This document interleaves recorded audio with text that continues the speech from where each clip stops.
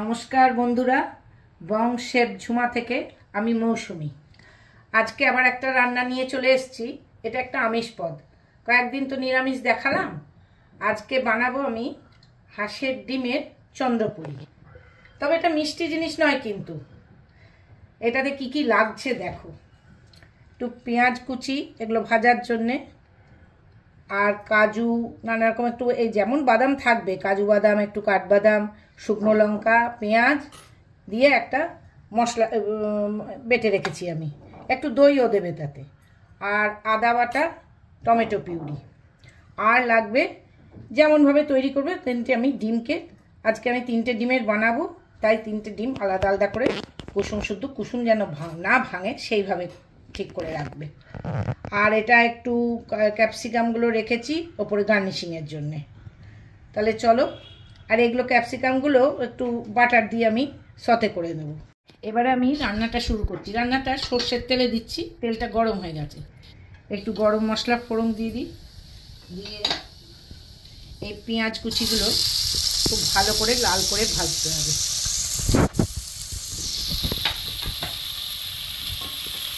পেঁয়াজগুলো খুব ভালো করে ভেজে নিয়ে, মানে বেশ লাল লাল করে ভেজে নিতে হবে পেঁয়াজটাকে, দিয়ে তারপর একটা গ্রেভি তৈরি করতে হবে।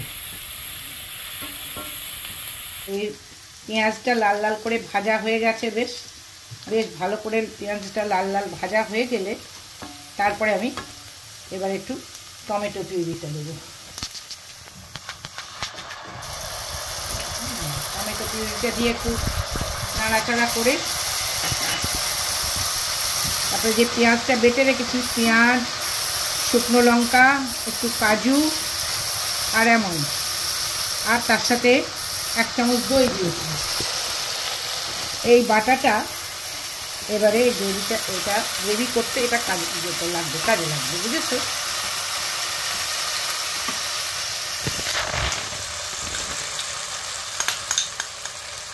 এটা আমি সবটা দিয়ে এবারে খুব ভালো করে এটাকে কষবো। এটা তেল ছাড়া অবধি আমাকে একটু কষতে হবে এই রান্নাটা। এটা যতক্ষণ না তেল না ছাড়বে ভালোভাবে, কারণ এর টেস্টটা খুব ভালো লাগবে না। দই দেওয়া আছে তাই জন্য একটু আঁচটা কমিয়ে দিই, তা নাহলে দানা দানা দানা দানা হয়ে যায়। এটা একটু হলুদ দাও,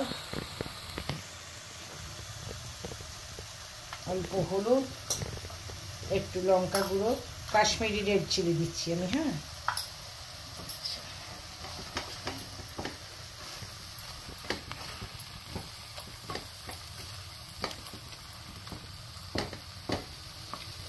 একটু আদা বাটা দিই, অল্প আদা বাটা, বেশি না, ছোট চামচের 1 চামচ আদা বাটা। মশলার কাঁচা গন্ধটা চলে গেলে দেখো বেশ পাশ থেকে তেল ছাড়ছে। এবার যেটাতে মশলা দিয়ে রেখেছিলাম আমি, সেই মশলার বাটিটা দিয়ে একটু জল দিয়ে দিই।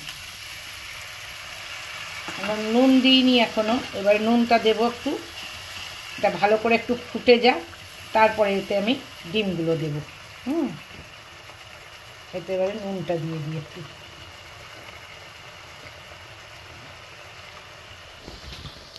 নুনটা দেবো, আর কাঁচা লঙ্কাগুলো। দেখো বেশ ঘন ঘন হয়ে গেছে গ্রেভিটা। এইবারে আস্তে আস্তে ডিমগুলোকে ছাড়তে হবে। ডিমটা ছাড়ার সময় আঁচটা একদম কমিয়ে দেবে।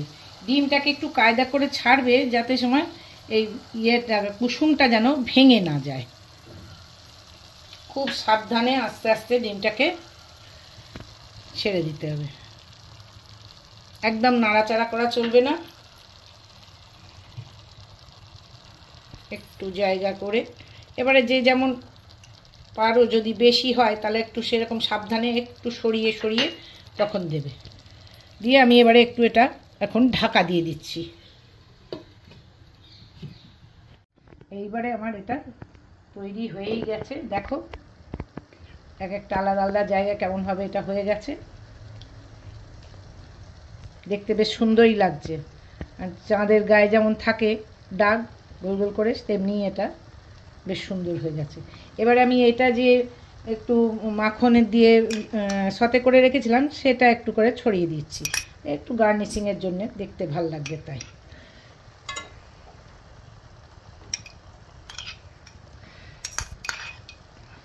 আর ওপর থেকে একবার একটু বাটার দিয়ে দেবো।